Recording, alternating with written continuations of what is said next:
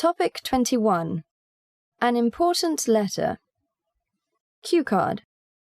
Describe an important letter that you received. You should say who wrote it, when you received it, what the letter was about, and explain why it was important. A very important letter that I received actually came from my doctor, believe it or not. I know that sounds a little strange coming from a young person like me.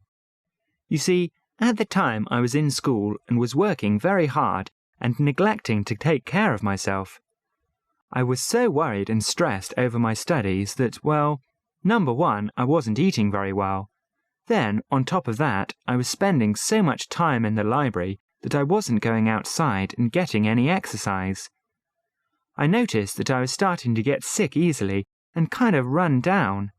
It was really getting bad. Even my friends noticed my lack of strength and energy, and one of them was so concerned about me that he wrote and mentioned this to my parents, and my mum asked one of her friends, who is a doctor, to give me some advice. Well, this doctor, who I didn't even know, wrote me a long letter and told me flat out that I really needed to have more balance in my life and make sure that I was getting all of the things that I already said I was missing. So, out to the badminton court I went, whether I felt like it or not, eating a good healthy breakfast in the morning, slowing down and taking some time with my friends, and then, before I knew it, I felt so much better. If this doctor hadn't taken the time to write me, I just don't know what would have happened to me. I think my life would be different, and I might not even be sitting here talking with you. Part 3. Letters. 1. What are the different kinds of letters that the post office delivers? Well, there are bills and things that you have to pay. Then there is a lot of junk mail and advertisements. The nice thing is when you get a personal letter from one of your friends. I suppose there would be some credit card applications and maybe a bank statement. Birthday cards and Christmas cards come through the mail too. 2. What can people do if they receive unwanted advertising in the mail? The best thing that they could do is simply drop it in the wastebasket. I suppose if they wanted to, they could save them and tie them together and take them to the recycling centre to make a little money. They could just put them in a corner and let them stack up and see if their friends are interested in them. If they have a pet, they could use advertisements to line the inside of a birdcage or litter box so it could do its business there. 3. Why do people write letters to newspapers? I think it is because people read newspapers and maybe something that they read affects them and they have something to say about it. Of course, not everyone does this because some people are quieter in nature and would feel like writing and having it printed would be embarrassing. I really think that it depends on the nature of the person and what affects them. I don't know if I would do something like that unless an article really got to me. 4. Do you think it is better to apply for a job by letter or by email? Why? Why not? Well, it really depends on the company, but a lot of companies do their business by email, and so they might prefer that. If the company wanted a hard copy letter, well, of course I would oblige them. I think because I am applying for the job, I would do whatever is convenient for the company. 5. What do you think is the most difficult kind of letter to write? I find it very difficult to write a letter rejecting someone. It's hard to tell them you don't want to date or whatever them and not hurt their feelings any more than you have to. You have to word things carefully and make sure they get the point, but be subtle. Emails. 6. What are the advantages and disadvantages of emails compared to handwritten letters? Well, of course, an obvious advantage is speed, getting it there quickly. Another advantage would be you don't need a paper, which would save on the environment, along with not needing a pen, which again saves the environment. As to the disadvantages, well, A handwritten letter has a more personal touch.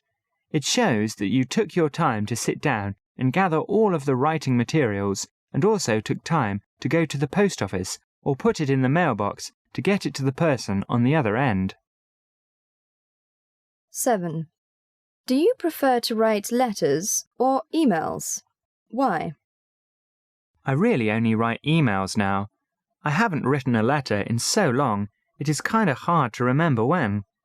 As long as I have a computer and the net is there, I will always prefer writing emails. Things are just moving too quickly for me to take the time and energy to write a letter. In a way, I would have to change my whole way of thinking to write a letter. It might be fun to try it and see what it is like. 8. Do senior citizens in China write emails? Why? Why not? Well, unless they are very unusual senior citizens, they don't write emails.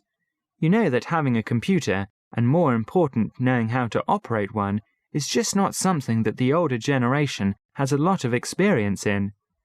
In our culture, and maybe even in the West, I don't know, senior citizens like to get around in their own neighborhoods and mix and mingle with their friends there.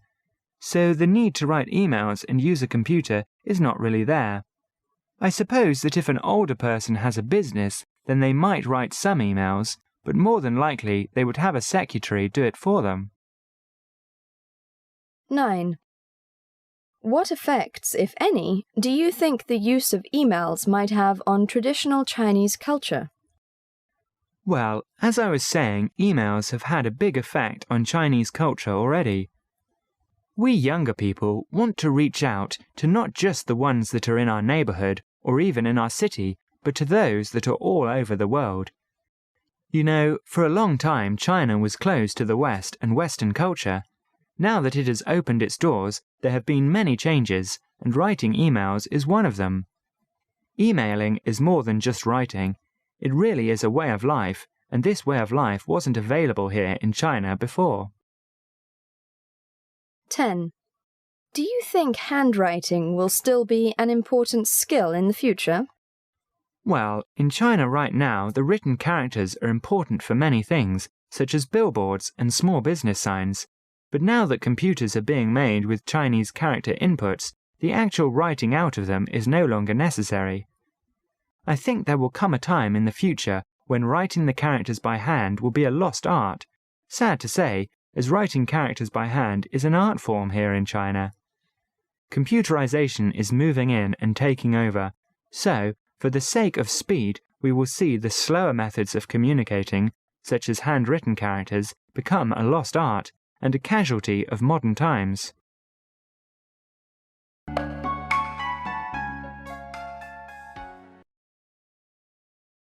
Describe an important letter that you received. You should say who wrote it, when you received it, what the letter was about, and explain why it was important. 1. What are the different kinds of letters that the post office delivers? 2. What can people do if they receive unwanted advertising in the mail? 3. Why do people write letters to newspapers? 4.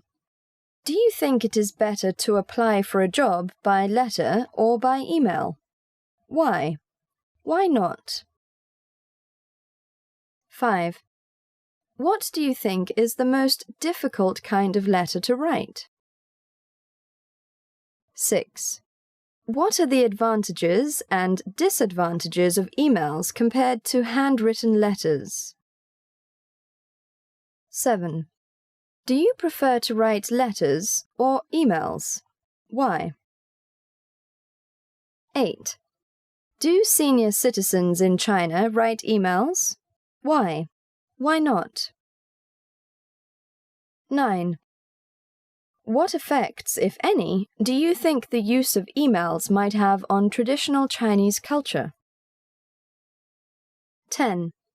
Do you think handwriting will still be an important skill in the future?